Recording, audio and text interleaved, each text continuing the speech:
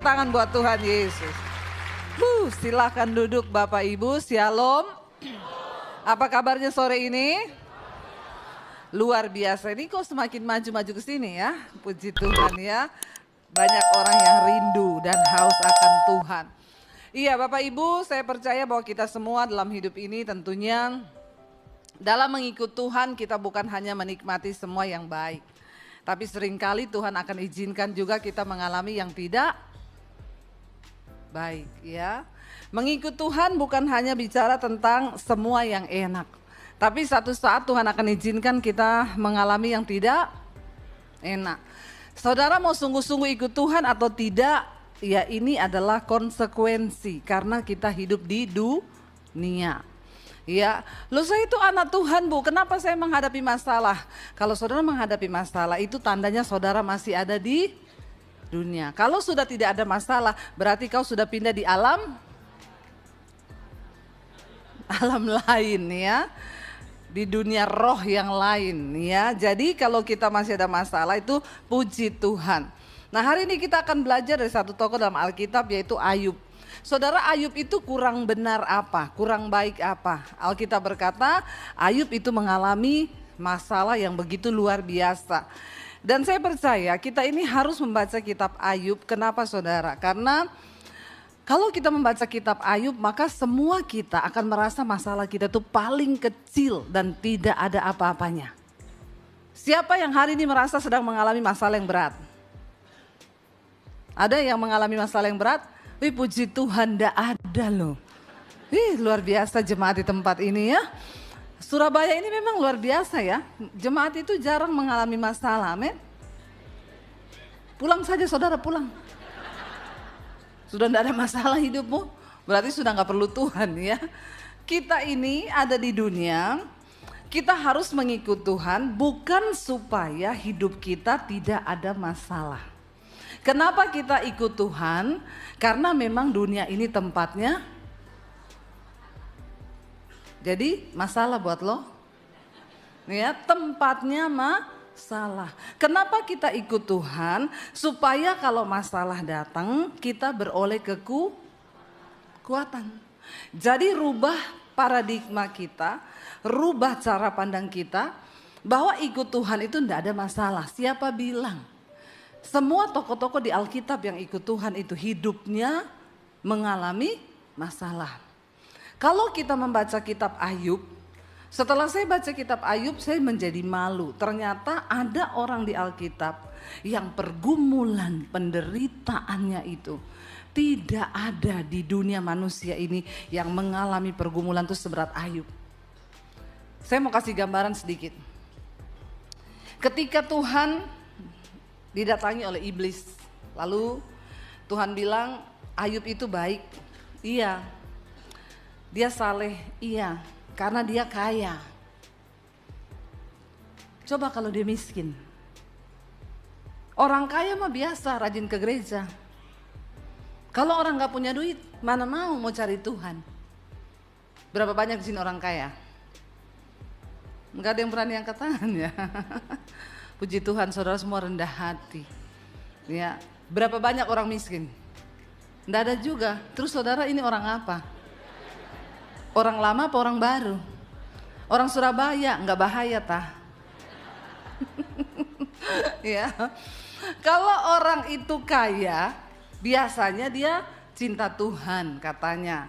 Makanya iblis bilang sama Tuhan, karena Ayub kaya, engkau lindungi kekayaannya. Makanya dia menyembah engkau. Coba engkau lepas pagar perlindungan atas kekayaannya. Lalu aku ambil semua kekayaannya. Apakah dia masih akan menyembah dan saleh kepadamu? Tuhan bilang silahkan. Ambil semua harta kekayaan Ayub. Sebentar saya mau difoto. Sudah mas? Kalau sudah kau pergi dari situ ya. Terima kasih. Supaya kalau kau itu foto saya bagus. Soalnya kalau lagi khotbah, nanti di foto-foto ada yang begini.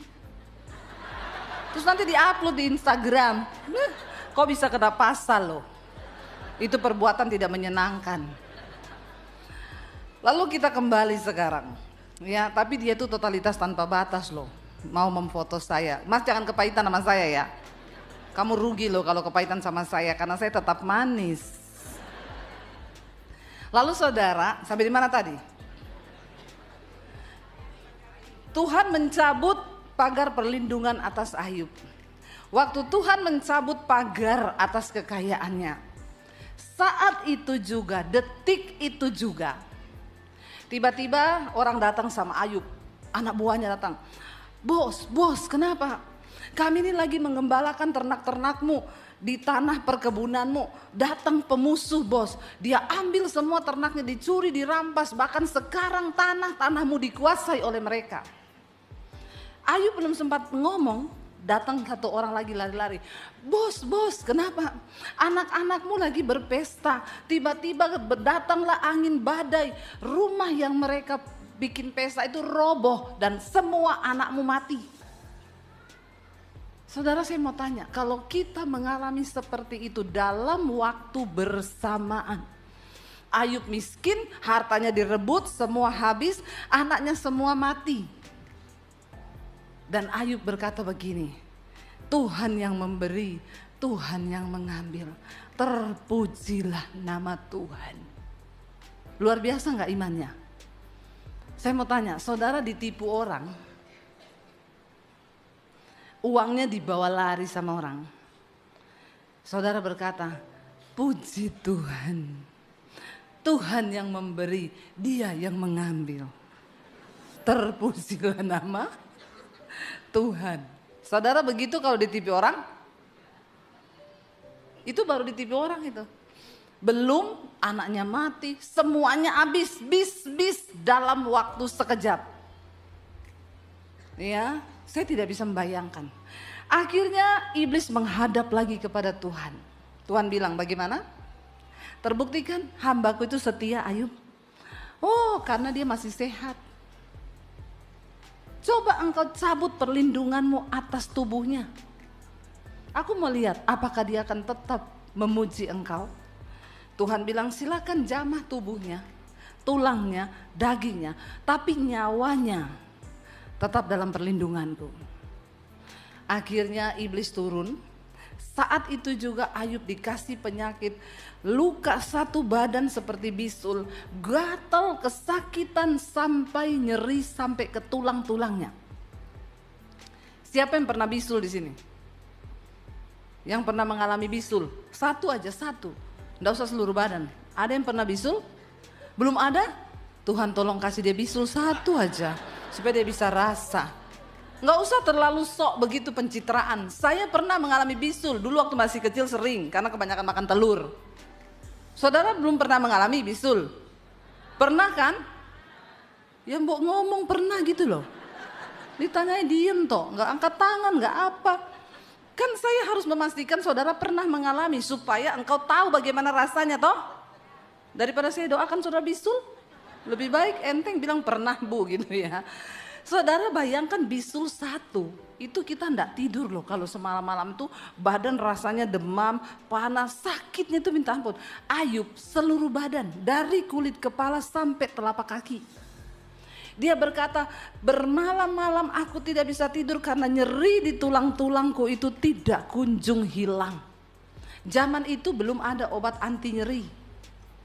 Jadi dia harus menahan rasa sakit. Miskin, gak punya uang, anak mati, kena penyakit. Masih ada di antara saudara yang mau berkata pergumulanmu berat? Kalau kita membaca kitab Ayub, maka kita ini menjadi orang yang tidak alay lebay. Gak merasa paling menderita. Perlu baca kitab Ayub. Siapa yang sudah pernah baca kitab Ayub? Yang belum nanti pulang baca. Yang malas baca, subscribe channel YouTube saya. Saya membahas di Mesbah Doa, kitab Ayub dari pertama sampai selesai. Perlu Anda baca kitab Ayub karena semua yang ditulis dalam firman Tuhan ini, itu Tuhan punya maksud dan rencana. Tapi kenapa kita ini seringkali gagal menghadapi kehidupan? Karena kau gak baca Alkitab.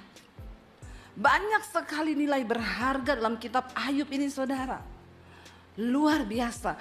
Kalau kita sudah membaca kitab Ayub, Saya yakin dan percaya saudara tidak akan menjadi jemaat yang baper koper bagasi. Apa itu baper? Bawa perasaan. Koper, korban perasaan. Bagasi, bahagia enggak, sedih iya. Ya, jadi bilang kanan kirimu, dilarang baper koper bagasi loh. Ya, kalau kita sudah membaca kitab Ayub, itu sangat luar biasa pergumulannya. Ayub itu menderita bukan karena berdosa, catat baik-baik, tapi karena Tuhan izinkan. Dia tidak ada dosa. Tetapi Ayub menjadi berdosa karena dia mengalami penderitaan yang begitu hebat. Ayub menjadi berdosa karena dia menderita begitu berat. Saudara, ketika kita diizinkan Tuhan mengalami pergumulan, ada banyak reaksi orang. Yang pertama, orang akan mencari Tuhan, lebih dekat dengan Tuhan kalau dalam masalah. Tapi yang kedua, ada orang yang lebih jauh dari Tuhan, bahkan berdosa di hadapan Tuhan. Nah, dosa Ayub itu apa saudara? Yang pertama, Ayub menjadi sombong. Dia bilang, engkau itu Tuhan katanya adil. Tapi di mana keadilanmu? Ternyata engkau berlaku kejam kepadaku. Dia menuduh Tuhan curang dan Ayub merasa bahwa dia paling benar. Ayub mulai menghitung semua kebenarannya di hadapan Tuhan. Dia bilang, aku tidak layak menghadapi penderitaan yang seberat ini. Tidak ada cukup alasan bagi Tuhan untuk mengizinkan pergumulan yang berat begini kepadaku. Ayub mulai menghitung kelebihan dan kebaikannya. Pertama, aku gak pernah mencuri milik orang. Kedua, aku tidak pernah hutang dan tidak membayar. Ketiga, aku tidak pernah bayar persembahan terlambat. Keempat, aku selalu membayar perpuluhanku, korban persembahanku, kubayar. Yang tepat waktu bayar persepuluhan aja mengalami penderitaan. Apalagi saudara yang jarang-jarang bayar perpuluhan. Ya, iya saudara. Ayub hitung semua, aku tidak pernah meniduri ya perempuan-perempuan lain. Aku tidak pernah melakukan yang jahat. Aku tidak pernah begitu. Tapi di mana keadilanmu Tuhan? Dia menuduh Tuhan jahat. Dia menuduh Tuhan itu tidak baik kepada dia. Lalu saudara, ada 3 teman Ayub yang menyesatkan. Mereka coba konseling Ayub. Dan mereka bilang bahwa kamu tuh berdosa, akui dosamu di hadapan Tuhan. Kau pasti menyembunyikan salah, kau pasti punya kekejian, kau pasti begini. Mereka salah karena memang Ayub menderita itu bukan karena dia berdosa. Tapi dia menjadi berdosa karena penderitaan yang berat. 3 orang sahabat ini terus menuduh Ayub itu melakukan dosa tersembunyi. Tapi Ayub tidak mau mengaku. Ayub protes sama Tuhan. Lalu ada seorang teman Ayub saudara, yang bukan termasuk 3 dari sahabatnya yang sesat itu, namanya Elihu. Elihu ini datang, dia bilang kalian bertiga ini salah, tapi Ayub kau juga salah. Dia berdiri di tengah-tengah mewakili Tuhan. Dia bilang apa? Mari kita baca Ayub pasal 35. Ayub pasal 35 ayat yang pertama. Kalau saudara baca judul perikopnya di sana, Allah memperhatikan penderitaan manusia. Jangan engkau pernah berpikir Tuhan tidak melihat apa yang kau alami hari ini. Tuhan memperhatikan pergumulanmu, Tuhan memperhatikan hidupmu, Tuhan juga memperhatikan dosa yang kau lakukan.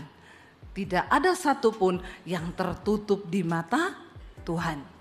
Kita baca ayat yang pertama, Ayub 35. Maka berbicaralah Elihu, inikah yang kau anggap adil dan yang kau sebut kebenaranku di hadapan Allah.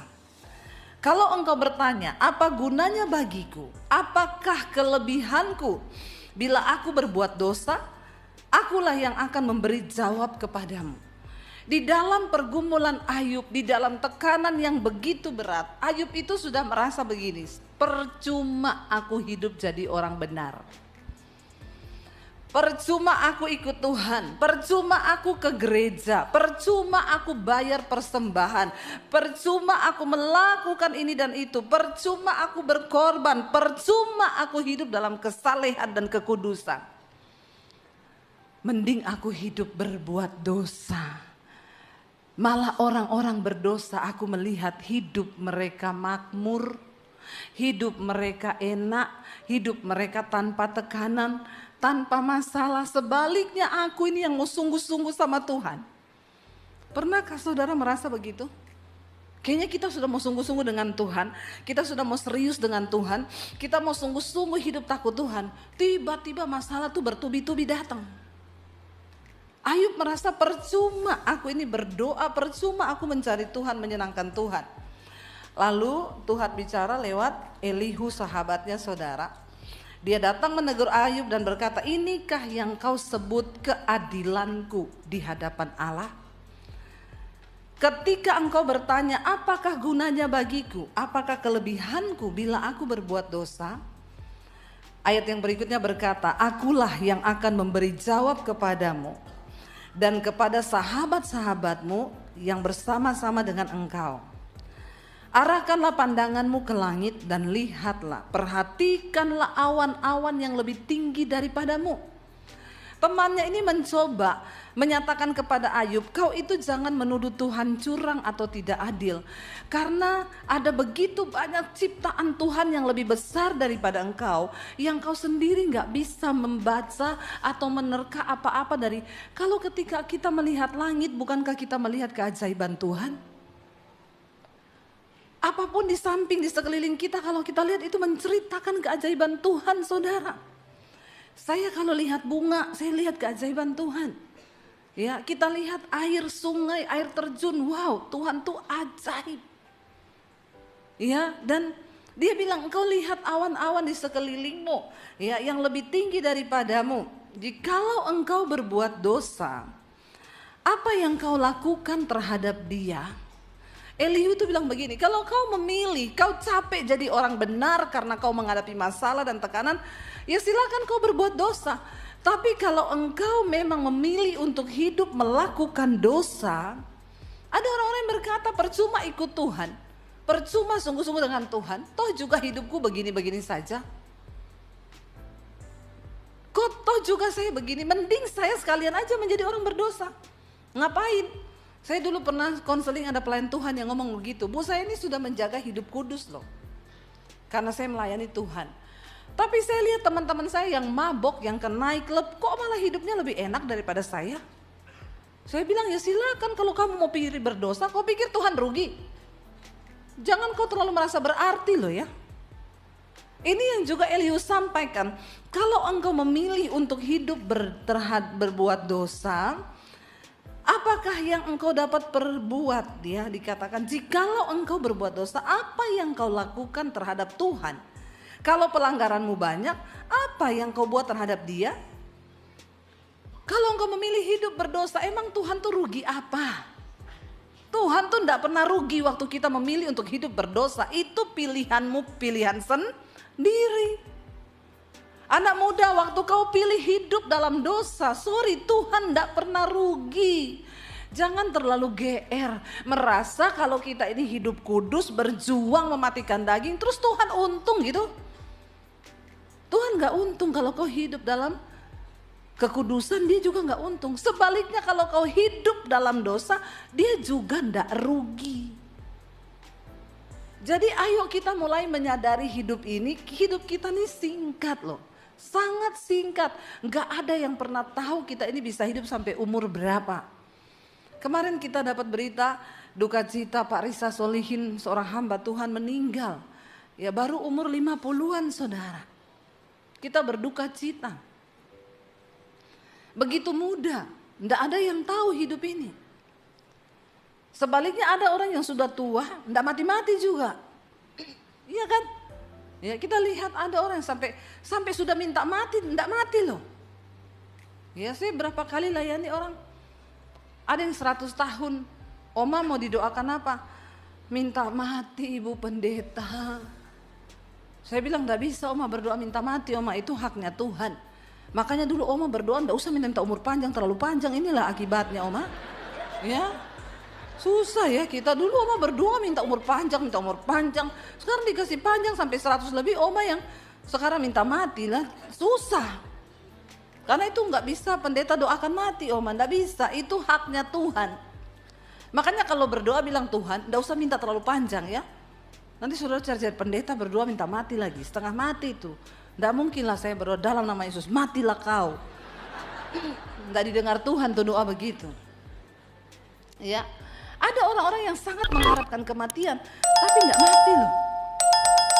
Ada yang masih pengen hidup tapi sudah selesai. Sepupu saya loh, umur 53 saudara. Sehat, enggak sakit, mau pelayanan hari Minggu ke gereja. Pusing, sakit kepala, sampai depan pintu gereja pingsan. Dibawa ke rumah sakit, sudah tidak sadar sampai meninggal cuma 1 minggu lewat. Sangat syok saya, kaget saya. Umur 53 enggak ada sakit. Saya percaya dia sudah seneng lah, karena orang yang mati itu seneng saudara, apalagi dalam Tuhan seneng.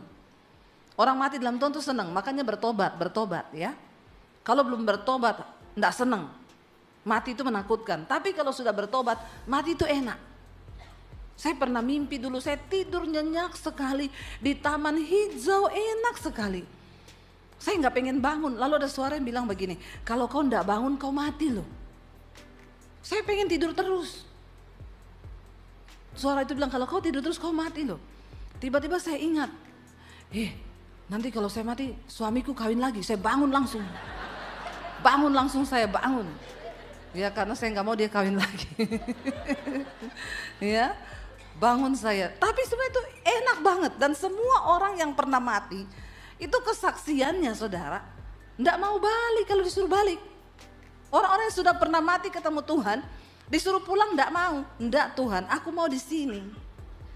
Ya, makanya kalau hidupnya bertobat sungguh-sungguh dalam kebenaran.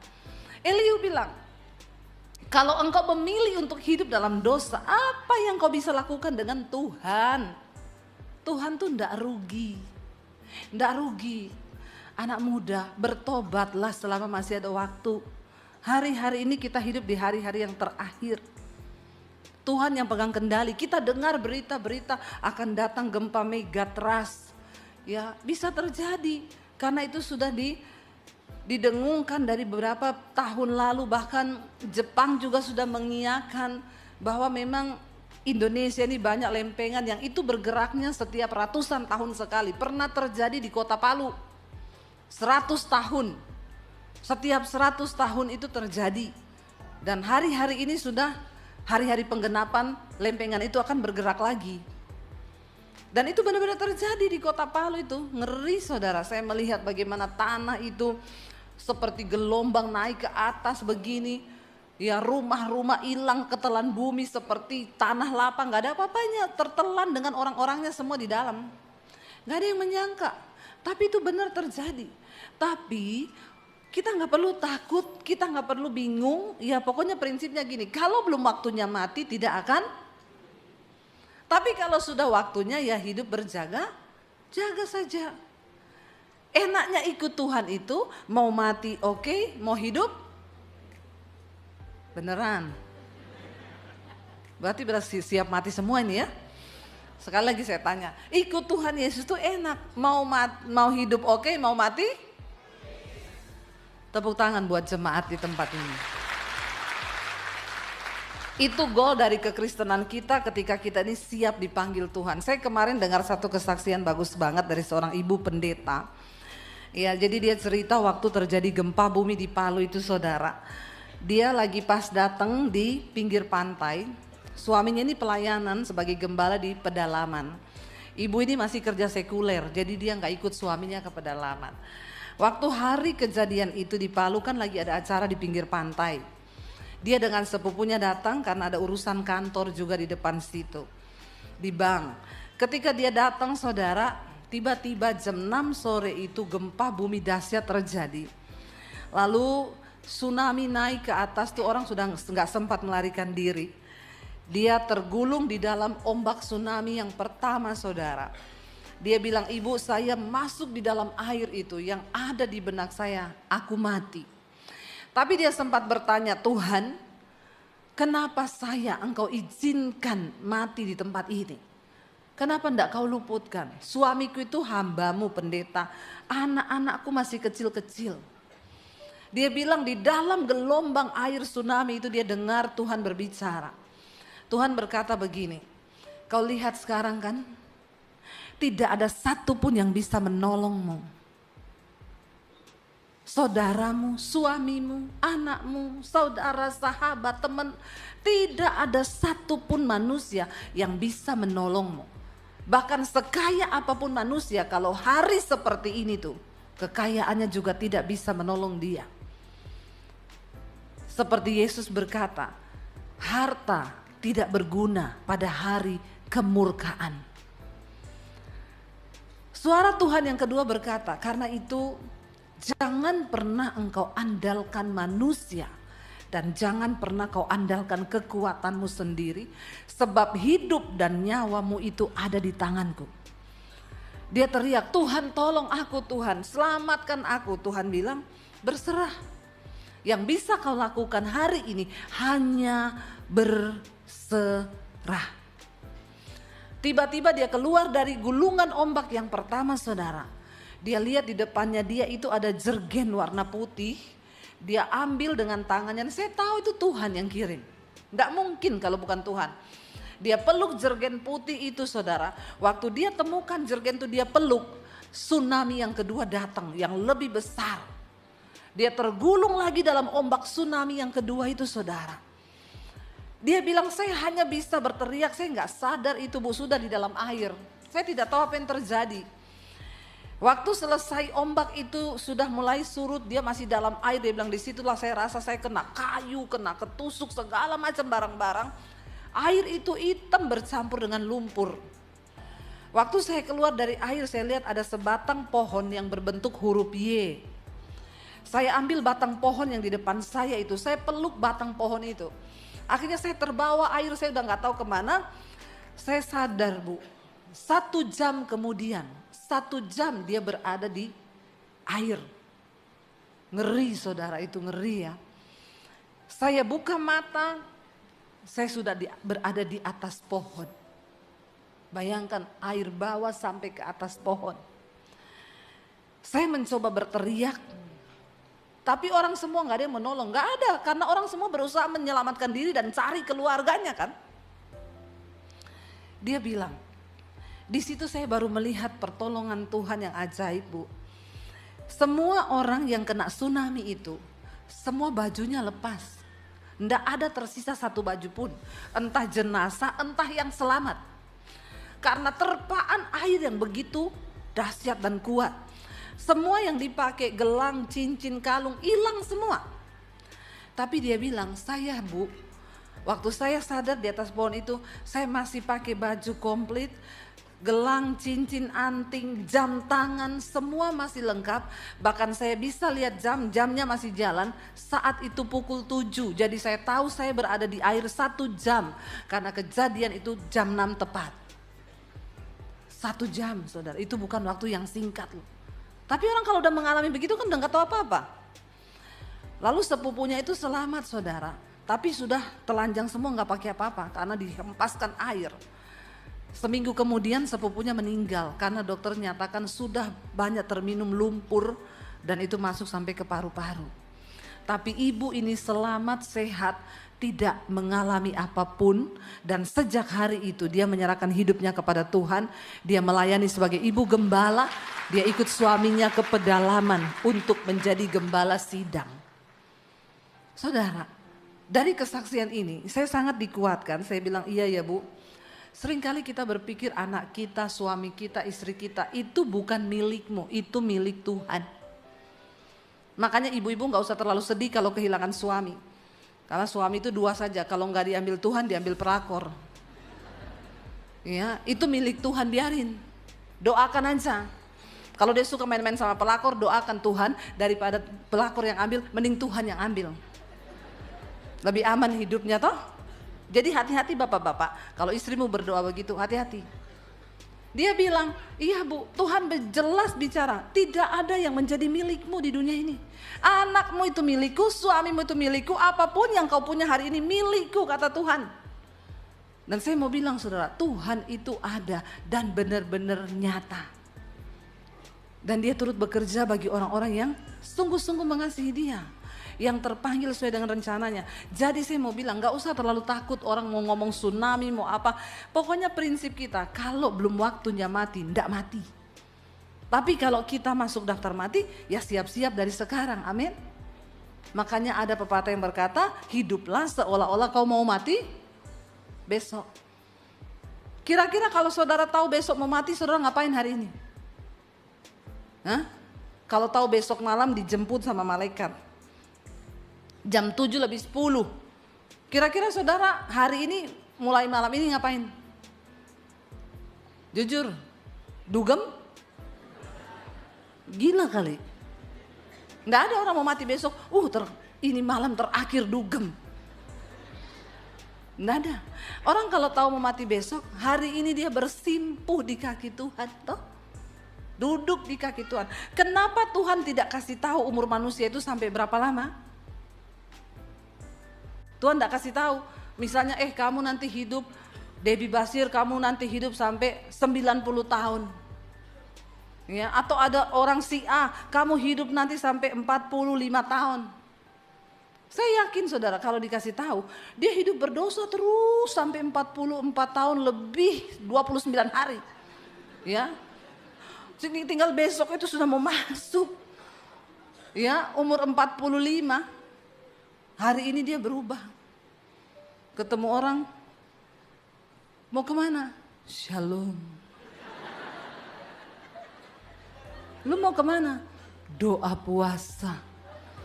Di GSJS doa pagi. Kok lu agak aneh? Besok mau mati. Pasti begitu. Tuhan tuh udah tahu, manusia kalau dikasih tahu umurnya, ya pasti begitu berdosa terus sampai umur tinggal tunggu 1 hari baru bertobat. Kenapa kematian adalah sebuah misteri? Supaya kita hidup berjaga-jaga. Amin. Jangan berbuat dosa. Sekalipun berat yang kau alami hari ini, jangan berbuat dosa. Ayub sempat berkata, untuk apa saya hidup jadi orang benar kalau hidup saya seperti ini? Mending saya hidup jadi seperti orang fasik. Makanya Tuhan bicara lewat Elihu, kalau kau berbuat dosa, apa untungnya bagi Tuhan? Apa yang kau perbuat terhadap dia? Sebaliknya, dikatakan ayat yang ke-7, jikalau engkau benar, apakah yang kau berikan kepada Tuhan? Atau apakah yang diterimanya dari tanganmu? Kalau engkau memilih untuk hidup benar, emang Tuhan untung apa? Sebab kebenaran manusia di hadapan Tuhan seperti kain kotor, kata firman Tuhan. Semua kebenaran kita di hadapan Tuhan itu seperti kain kotor. Tidak ada yang benar kita ini. Karena manusia telah dikandung di dalam dosa. Dan kita lahir sudah di dalam dosa. Jadi kebenaran kita di hadapan Tuhan seperti kain kotor. Kenapa kita semua perlu bertobat setiap hari? Karena tidak ada kebenaran dalam diri kita selain hanya dari kasih karunia Tuhan. Makanya jangan lepas dari Tuhan saudara. Lalu dia bilang begini saudara, ayat yang ke-8. Hanya orang seperti engkau yang dirugikan oleh kefasikanmu dan hanya anak manusia yang diuntungkan oleh kebenaranmu. Kalau kau memilih hidup berbuat dosa, Tuhan tidak rugi. Tapi yang rugi adalah dirimu sendiri. Ingat ya anak muda, kalau kau hari ini tetap memilih untuk hidup dalam dosa, berfoya-foya, dugem, hidup dalam kenajisan, Tuhan itu tidak rugi. Yang rugi adalah dirimu sendiri. Karena upah dosa itu ialah maut. Tinggalkan dosamu. Ya hari ini kalau firman Tuhan masih berbicara, terima dengan hati yang lemah lembut dan bilang, Tuhan aku mau bertobat. Amin saudara. Selama masih ada kesempatan bertobat. Jangan nikmati dosamu. Saya tuh bingung di Jakarta. Sudah berita mau megatrust, mau gempa. Itu tempat dugem di pik penuh saudara. Nggak ada parkir. Dalam hati saya ini orang-orang ini mau mati. Kena bencana lagi dugem ini. Kalau kita lagi ada apa-apa di hadirat Tuhan kan enak kita jalannya ketemu Tuhan. Lah kalau kau lagi begini-begini, dundang, mati kau. Kemana kau? Jalan tol ke neraka itu. Tapi saya percaya di Surabaya nggak ada yang suka dugem toh. Apa itu? Orang tua mungkin tanya, apa itu dugem? Dunia gemetar. Dugem. Ya. Jangan ya nak ya, jangan. Itu berbahaya ya nak ya, jangan. Ya mari kita berkata, Tuhan aku mau bertobat, tinggalkan dosa. Iblis bilang gak bisa kau bertobat. Bisa Yura, bisa. Aku pasti bisa bersama Roh Kudus. Apa yang tidak bisa bersama Tuhan, amin. Bisa saudara. Karena ketika engkau hidup memilih dalam dosa, kau yang rugi. Tidak ada satupun dosa yang membawa kebahagiaan dalam hidup manusia. Saya selalu berkata saudara, kepada anak saya, kepada siapapun yang saya temui, hidupmu itu akan berbahagia kalau kau hidup menghormati Tuhan. Bagaimana cara engkau menghormati Tuhan? Hiduplah takut akan Tuhan. Tidak ada yang lain. Takut mau berbuat dosa, takut Tuhan. Mau mencuri, takut Tuhan. Mau utang tidak bayar, takut Tuhan. Amin. Terutama yang punya utang bilang amin. Ya, utang itu bayar. Ya, supaya tidak berdosa. Hidup kita ini di hadapan Tuhan itu dalam perkenanan. Kalau kau masih punya kepahitan, takut akan Tuhan, lepaskan pengampunan. Ya, tapi dia tuh tipu saya, bawa lari uang saya, biarin. Kita berkata Tuhan yang memberi, Dia yang mengambil. Terpujilah nama Tuhan. Agak sedikit merubah ayat sih. Yang tepuk tangan ini orang-orang yang uangnya dibawa lari orang nih. Saya tahu dia menghibur dirinya. Nggak apa-apa, ikhlas, nggak usah ditagih, ikhlas. Karena kalau kau pikir terus uang yang hilang itu, kau sakit kepala, kau tidak diberkati Tuhan loh. Kita melepaskan pengampunan bukan untuk kebaikannya orang itu, tapi untuk kebaikan dirimu sendiri. Kalau kau terus meratapi uangmu yang dibawa lari orang, pertama kau menutup pintu berkat Tuhan atas hidupmu. Karena kau nggak lepaskan pengampunan. Ya, saya pernah mengalami soalnya ditipu uang saya 300 juta dibawa lari. Menurut saudara 300 juta kecil ya? Buat saya besar loh. Karena itu buat beli kerupuk 1 RT bisa makan. Tapi Tuhan suruh saya lepaskan pengampunan. Ya. Saya bilang enggak bisa Tuhan. Lalu Roh Kudus bilang, kau kalau berkhotbah, kalau ada orang konseling, dia ngomong dia ditipu, kau nasihatmu apa? Ya suruh mengampuni. Terus sekarang kau mengalami, kau melakukan seperti nasihatmu? Ya kalau itu kan dia banyak uang Tuhan, kalau saya kan alasan. Tuhan bilang saya nggak mau tahu alasanmu, kau mau menjadi pelaku firman apa enggak? Berat saudara, berat. Tidak mudah. Saya berusaha, iya Tuhan, oke saya mengampuni. Jangan bilang toh WA orangnya. Saya disuruh begitu sama Roh Kudus. WA apa? Ya WA bilang kau sudah mengampuni dan melupakan. Mengampuni ya Tuhan, melupakan belum. Nggak bisa, itu sudah satu paket. Sekarang kau ketik itu, saya ambil HP. Saya sekalian curhat sama orangnya. Karena kan sudah terakhir. Saya bilang, saya itu kepahitan sama kau. Saya itu kecewa sama kau. Hidupmu terkutuk. Sekalian saya mengungkapkan semua isi hatiku. Tapi terakhir saya bilang, tapi malam ini saya ditegur Tuhan. Saya disuruh lepaskan pengampunan. Jadi aku melepaskan pengampunan terhadapmu. Saya mau kirim, Roh Kudus bilang, tulis di situ juga. Dan aku sudah melupakan masalah uang itu, aku tidak akan menagihnya. Kalau itu tunggu dulu Tuhan. Siapa tahu masih bisa jalan damai itu. Dia cicil walaupun cuma 100.000 tiap bulan. Lumayan kan 30 tahun selesai toh. Sampai sudah kakek nenek. Saya masih begitu loh, Tuhan bilang enggak bisa. Kalau kau mengampuni, tulis sekarang. Akhirnya saya ketik dan mulai sekarang. Bergetar tangan saya kayak kena orang Parkinson. Antara emosi jiwa dan keinginan daging. Serta keinginan roh yang berjuang melawan semua hawa nafsu. Saya bilang dan mulai besok, mulai hari ini saya melupakan semuanya. Saya tidak akan tanya perihal uang itu. Saya kirim saudara. Lalu saya melihat ke atas, saya bilang, puas. Sakit. Sakitnya itu di sini. Tapi saya bilang, aku bisa Yura. Bisa aku. Berat saudara. Dan tidak gampang ternyata. Tidak semudah ketika saya berkhotbah. Enggak semudah kayak saya konseling. Bu, saya ditipu orang berapa? 5M, lupakan Pak.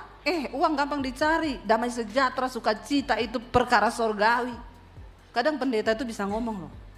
Tapi waktu melakukan, ternyata Tuhan tidak semudah itu. Tapi saya harus mengalami. Besok iblis bilang, Ketik, tanya uangnya mana. Bergumul lagi saya. Aduh bergetar. Tuhan bilang, kau sudah, saya mau ketik, saya baca lagi. Dan mulai sekarang saya sudah tidak akan tanya perihal uang itu.